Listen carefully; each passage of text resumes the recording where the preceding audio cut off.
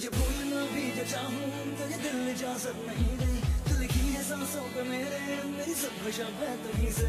मैं जीऊंगा कैसे तेरे बिन, मुझे सिर्फ इतना बता जा, मेरी जान जाने से पहले मेरी जान पर तो आ जाए तू। अल्लाह करे, अल्लाह करे, अल्लाह करे आ जाए तू। अल्लाह करे, अल्लाह करे, अल्लाह करे आ जाए तू। अल्लाह करे, अल्लाह करे, अल्लाह करे आ जाए तू। अल्लाह करे।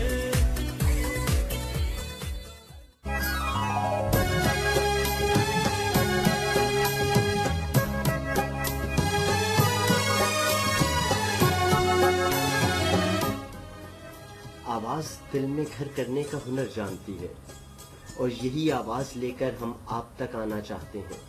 हमारी आवाज़ को अपने दिलो ज़हन तक पहुंचने दीजिए ताकि हम सब मिलकर एक नए पाकिस्तान की बुनियाद रख सकें। pakistanradio.net, हमारी पहचान Pakistan. Proud to be Pakistani. pakistanradio.net।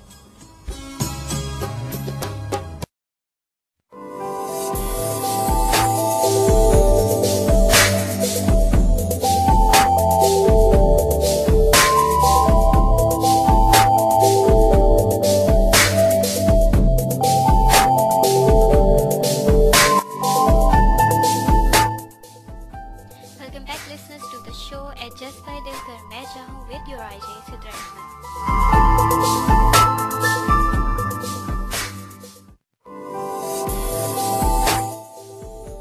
और इस म्यूजिकल ब्रेक से पहले यानी कि बाकी की आवाज़ में अल्लाह करे सुनने से पहले हम लोग टॉपिक को डिस्कस कर रहे थे। बिल्कुल आज बात हो रही है कि मीडिया का जो भी रोल है और पाकिस्तानी मीडिया का जो रोल है उसके असरात जो हैं वो बच्चों की तालीमी तरबियत, उनकी जो पूरा ब्रॉटअप है, उनकी साइकी, उनकी मेंटालिटी, उनके उठने बैठने पे किस तरह से असरअंदाज हो रहा है।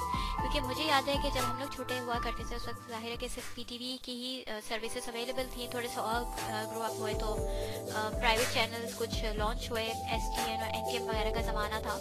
उस वक्त तक भी इतना ज़्यादा मीडिया का जो एक कह सकते हैं हेजमनाइज नहीं किया हुआ था हमारे कल्चर को। उस वक्त हमें ज़्यादा फेयर ये होता था कि डिश एंटीना या VCR कल्चर के थ्रू जो चेंजेस आ रहे हैं उससे हम किस तरह से निपटें, किस तरह से डील करें, किस तरह से अपने बच्चों को बचाएं। और बहुत मुझे याद है कि काफ़ी ज़्यादा बुरा समझा जाता था। किसी फ्रेंड के बारे में पता चलता है कि उसके घर में डिश एंटीना है तो बड़ा ही अजीब सी नज़रों से हम सब देखते थे, ओहो ये लोग इस तरह के शोज़, इस तरह के प्रोग्राम्स देखते होंगे।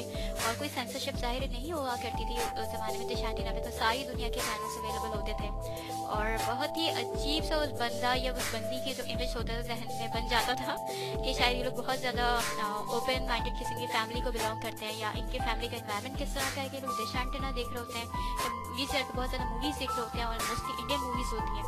तो उस वक्त तक का हमारा जो माइंड सेट था वो इस तरह का था।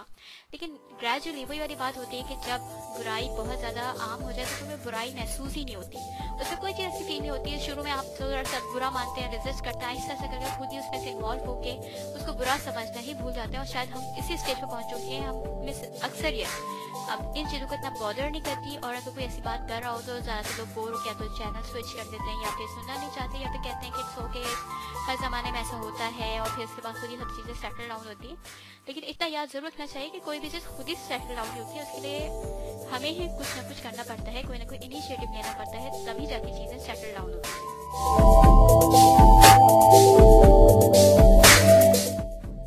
और इसीलिए ये जो आर्टिकल निदा सैयद ने लिखा है और इन्होंने अपनी वरीज को शो किया, अपने कंसर्न को शो किया है, क्योंकि इनके बकौल इन्होंने जो आर्टिकल में मेंशन किया था कि ये अपने नेफ्यूज या नीसेस के साथ यानी भांजा भांजियों के साथ ये टाइम स्पेंड कर रही थी, वेकेशंस थी और इस दौरान बच्चे जो टीवी देख रहे थे और जिस तरह का वो लैंग्वेज यूज़ कर रहे थे और जिस तरह के वर्डिंग्स उनके अल्फाज वगैरह इस्तेमाल कर रहे थे तो उसको देख के एक लम्हे के लिए, हालांकि निदा खुद भी यंग है अभी इस वक्त और कॉलेज स्टूडेंट है, लेकिन उनको बहुत ज़्यादा फील हुआ कि अगर इसी वक्त इस चीज़ को ज़रा एड्रेस नहीं किया जाए, इस चीज़ को सोचा नहीं जाए तो आगे जाके ये चीज़ मज़ीद बेहतर नहीं रहेगी। और इस पर इन्होंने एक पॉइंट बहुत अच्छा मेंशन किया है कि जब हम लोग भी बचपन में जब छोटे हुआ करते थे उस वक्त भी अम्मियों के, जैसे मैंने कहा था कि कोशिश होती थी कि ज़्यादातर दीगर एक्टिविटीज़ में इन्वॉल्व रखें। तो निदा ने सजेस्ट किया क्योंकि अब विंटर वेकेशन आ रही, बहुत सारी अम्मियों के पास या पेरेंट्स के पास ये एक्सक्यूज़ होगा कि भाई इतनी ठंड में तो हम बच्चों को बाहर खेलने के लिए नहीं भेज सकते, या तो उस सूरत में इंडोर एक्टिविटीज़ भी बहुत सारी हो सकती हैं और डेफिनेटली होती हैं। जैसे मुख्तलिफ ऐसे माइंड प्रोवोकिंग, माइंड इंगेजिंग किस्म के जो गेम्स होते हैं। और कुछ नहीं, जो मुझे अपनी अम्मी की प्रैक्टिस याद है कि अम्मी हम लोग को उस ज़माने, क्योंकि नीलाम घर बहुत ज़्यादा पॉपुलर शो हुआ करता था, तो उसकी जो प्रिंट फॉर्म में बुक होती थी वो लाके हम बहन भाई को देती थी। हम सारे बहन भाइयों को और 10 पेजेस दे देती थी और टाइम देती थी पर्टिकुलर कि इस टाइम के अंदर आपको सारे क्वेश्चन को याद करना है। फिर हमारे घर में ही हम सारे बहन भाई और वालदा जो थी, मैं छोटा सा नीलाम घर हम लोग अरेंज करते थे, जो मैक्सिमम आंसर करता था तो उसको गिफ्ट मिलता था, छोटा मोटा सा कुछ इसी टाइप का होता होगा कि कोई चिप्स मिल गए या कुछ टॉफीज मिल गई, इस टाइप का, जो छोटा है बचपन के लिहाज से। लेकिन अब मैं रियलाइज़ करती हूँ कि वो कितना अच्छा एक तरीका था अम्मी का कि हम लोगों को किस तरह से प्रोडक्टिव वे में इंगेज रखना पड़ा, इसलिए कि हमें टीवी के सामने बैठा के खुद बाकी काम निपटाने से बेहतर था कि हम सबको एक तरह के कंपटीशन में इन्वॉल्व करके, हेल्दी कंपटीशन में हम सबको ये होता था कि मैक्सिमम जो भी हम लोग क्विज के आंसर्स हैं वो रिप्लाई करें ताकि हमें गिफ्ट मिले। हम फर्स्ट सेकंड थर्ड पोजीशन के लिए बाकायदा बहन भाई आपस में कंपटीशन में इन्वॉल्व होते थे। घर पे एक छोटा सा स्टेज शो हो जाता था, एंटरटेनमेंट भी हो जाती थी, थोड़ा सा आ भी जाता था तरीका कि किस तरह से शोज़ और प्रोग्राम्स वगैरह ऑर्गेनाइज करने हैं, किस तरह से पार्टिसिपेट करना है, कॉन्फिडेंस आ जाता था। तो ये सारी चीज़ें, और फिर थोड़ा सा हम इसको एक्सटेंड भी कर देते थे मोहल्ले में। फिर हम लोगों ने शुरू किया सारे बच्चों को जमा करके और इस टाइप के एक घर को सेलेक्ट कर लेते थे, क्योंकि पहले मोहल्ला सिस्टम भी कंपैरेटिवली बहुत स्ट्रॉन्ग होता था और बहुत अच्छा होता था कि लोग चाहते थे कि उनके म्यूचुअल अंडरस्टैंडिंग हो, म्यूचुअल कनेक्शन हो और हर चीज़ खुशी की तो शेयर करें, इनके साथ साथ परेशानी के वक्त भी साथ शेयर करें। तो ज़ाहिर है वो माहौल ही अलग था। लेकिन इस वक्त भी अगर आप बहुत ज़्यादा अपनी प्राइवेसी का ख्याल रखते हैं और आप चाहते नहीं कि बहुत ज़्यादा बच्चों को इधर उधर इंगेज करना, तो एटलीस्ट घर में उनको कोई प्रोडक्टिव एक्टिविटी ज़रूर इंट्रोड्यूस कराएं।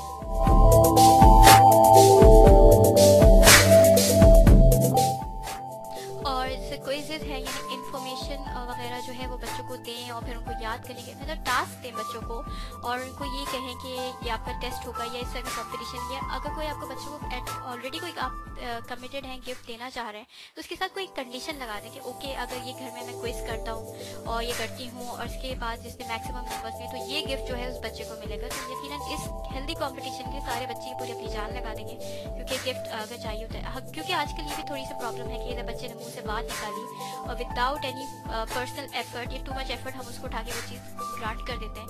इस वजह से उस चीज़ की वैल्यू भी नहीं रहती, पेरेंट्स की भी कोई सच वैल्यू नहीं रहती, क्योंकि फील हो रहा होता है कि पेरेंट्स की तो ड्यूटी ही है कि वो गिफ्ट करें और चीज़ें उनको प्रोवाइड आगे से आगे करते जाएं। तो पेरेंट्स को भी अपनी थोड़ी सी वैल्यू रखने के लिए, अपनी पर्सनैलिटी को या अपनी पोजीशन की वैल्यू रखने के लिए थोड़ा सा इस चीज़ को से कहते हैं कि टेक्निकली हैंडल ज़रूर करना चाहिए, जैसा कि हमारे पेरेंट्स या हमारे पेरेंट्स के पेरेंट्स ने की है। यकीनन बहुत बेहतर तरबियत थी जो वो कर गुजरे हैं और अब जो है वो चीज़ लैक फील हो रही है। इसकी वजह से सारी सोसाइटी में या बच्चों की तरबियत वो चीज़ नज़र आ रही है, क्योंकि बाज़ जगह बाज़ फैमिलीज में बच्चे वाकई में इतने ज़्यादा बेचारे स्पॉइल हो चुके हैं, उन पर मुझे रहम नहीं आता है, क्योंकि सारा कसूर यकीन उनके बड़ों का ही होता है, उनकी लापरवाही का होता है। तो लेकिन बच्चे वाकई इतने स्पॉइल हो चुके होते हैं कि उनके पेरेंट्स तक शर्मिंदा हो रहे होते हैं अपने बच्चों को दूसरी फैमिलीज में जाने के लिए, नहीं हमारे बच्चे बहुत स्पॉइल्ड हैं, बहुत बदतमीज़ हैं, तो वहाँ नहीं लेके जाना, यहाँ नहीं लेके जाना। तो ये सारी चीज़ें नौबत आने से पहले अगर थोड़ा सा इसको देख लिया जाए, कंट्रोल कर लिया जाए, लिमिटाइज कर दिया जाए बच्चों को भी और सिखा दिया जाए कि ये चीज़ उनकी करने की है, ये चीज़ उनके बोलने की है, तो वो यकीनन उसी वे में फिर ब्रॉटअप होंगे, तो आपके लिए बिल्कुल कोई शर्मिंदगी के बाइस नहीं होंगे।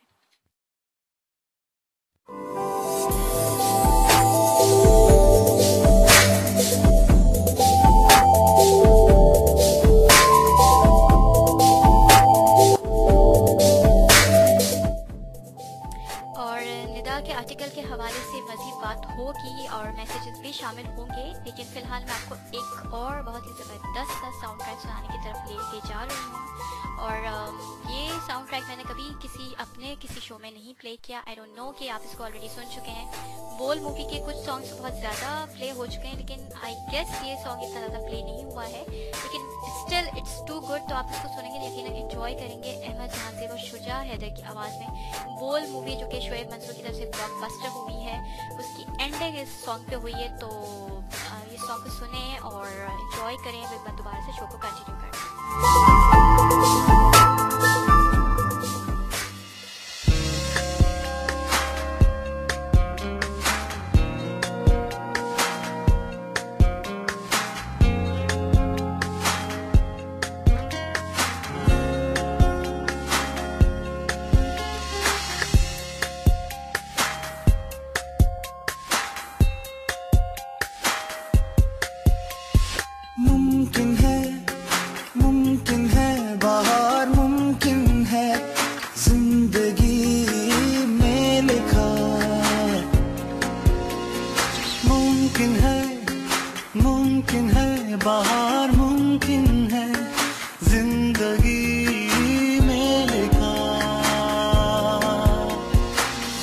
ख्वाहिशों का करार मुमकिन है,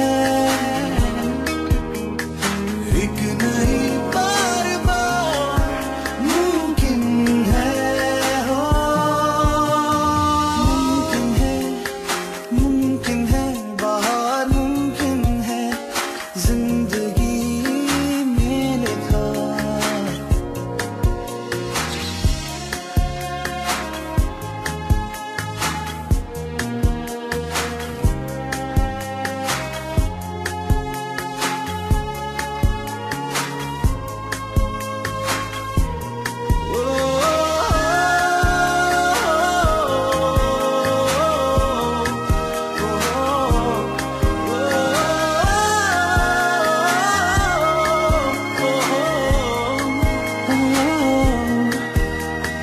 जुस्तजू रंग लाई है कुछ इस तरह, दिल की हर आरज़ू मुस्कुराने लगी। आसमां मेहरबान हो गया और ज़मीन गुनगुनाने लगी है। मुमकिन है बाहर मुमकिन है जिंदगी में लिखा।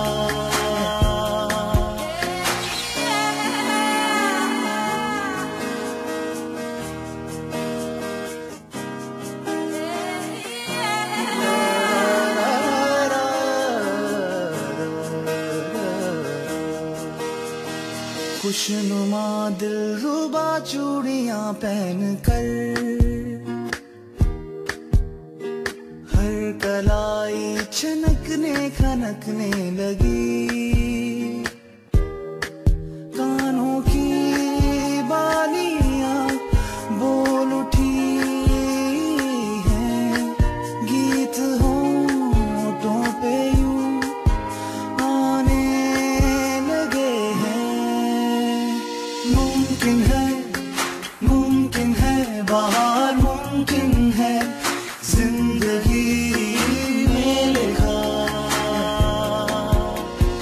ख्वाहिशों का करार मुमकिन है, एक नई बार बार मुमकिन है, हो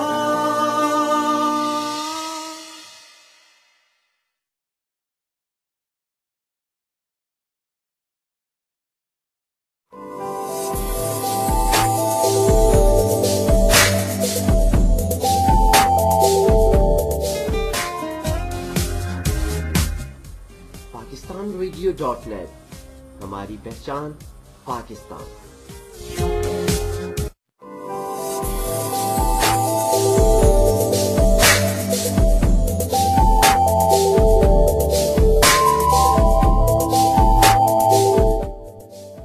जी बिल्कुल, हमारी पहचान पाकिस्तान और PakistanRadio.net की पूरी कोशिश ये होती है इसी पहचान को, जिस पे हम फख्र महसूस करते हैं, जिसको हम बचा के रखना चाहते हैं और जिसको दुनिया में सर बुलंद करना चाहते हैं, इसकी सही तौर पर प्रेजेंटेशन हो सके। और यही मिशन है PakistanRadio.net और कहो Pakistan.com का। हम अपने इस मिशन में कहाँ तक कामयाब हैं, इसके बारे में हमें ज़रूर राय दीजिए। हमारी ऑफिशियल स्काइप आईडी है pradio.net और इसके साथ facebook.com/idsidra का फैन पेज अवेलेबल है। आप इसको भी लाइक एंड ज्वाइन कर सकते हैं। साथ ही PakistanRadio.net का अपना ऑफिशियल फैन पेज भी अवेलेबल है, इसको ज़रूर ज्वाइन कीजिए ताकि PakistanRadio.net की जो भी ट्रांसमिशन है, जो भी प्रोग्राम्स है, शोज़ है, IJs के बारे में जो इन्फॉर्मेशन है वो आप यहाँ पे मालूम कर सकते हैं। क्योंकि यहाँ पे एडमिनिस्ट्रेटर्स भी हैं फैन पेज के, जस्ट लाइक माई पेज, यहाँ पे भी एडमिनिस्ट्रेटर है कि आप ऑफ द शोज जो भी मालूमात देना चाहते हैं, कनेक्टेड रहना चाहते हैं तो आपके लिए ईजी एक्सेस हो।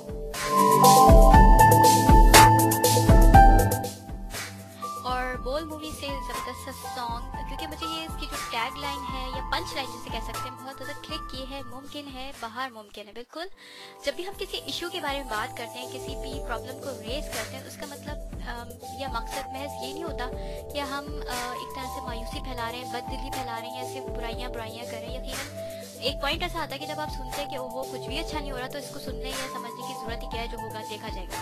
इतनी ज़्यादा नेगेटिविटी जब बढ़ जाती तो दिल वाकई घबरा जाता है। लेकिन जब कोई भी एक अच्छी सी बात, कोई अच्छा सा मैसेज सॉन्ग के थ्रू, ड्रामा के थ्रू, स्पीच के थ्रू, या कोई आप राइटिंग ऐसी पढ़ रहे हैं उसके थ्रू आपको कन्वे हो जाए, तो आपको एकदम से फील हो रहा होता है कि शायद वाकई में जब ये इस तरह का मैसेज कन्वे हो रहा है तो कोई ना कोई इसका रीज़न होगा। इस सॉन्ग के ज़रिए भी जो भी लिरिसिस्ट है उन्होंने यही चीज़ बताने की कोशिश की है, क्योंकि मूवी का एंड कुछ इस तरह से हुआ था कि एंड में जाके उन्होंने कहा था कि हर प्रॉब्लम का कोई ना कोई सोल्यूशन होता है, हर तारीकी के बाद यकीनन सवेरा आता है। कुछ लोगों को यकीनन ज़्यादा कुर्बानियाँ देनी पड़ती हैं, कुछ लोगों को ज़्यादा आगे आगे एफर्ट्स करनी पड़ती हैं, लेकिन उससे फ़ायदा ये होता है, एक तो वो खुद बहुत ज़्यादा सेटिस्फाइड फील करते हैं क्योंकि उनको अपना आप प्रोडक्टिव फील कर रहा होता है, उनके अपनी ज़िंदगी को मकसद पता चलता है। और दूसरी चीज़ उनकी ये खुशी भी होती है कि उनकी वजह से काफ़ी लोगों का भला हो गया है। तो आज जो हम ये डिस्कस कर रहे हैं इसका मतलब ये नहीं है कि हम सिर्फ हाईलाइट करें कि वो पाकिस्तानी कल्चर को तो हशर हो गया है और बच्चे बेचारे इतने बिगड़ चुके हैं कि अब कुछ भी सही नहीं है। ऐसी बात नहीं है, इश्यूज़ हैं, लेकिन फिर बात करने से ये फ़ायदा होता है कि जब आप बात कर रहे हो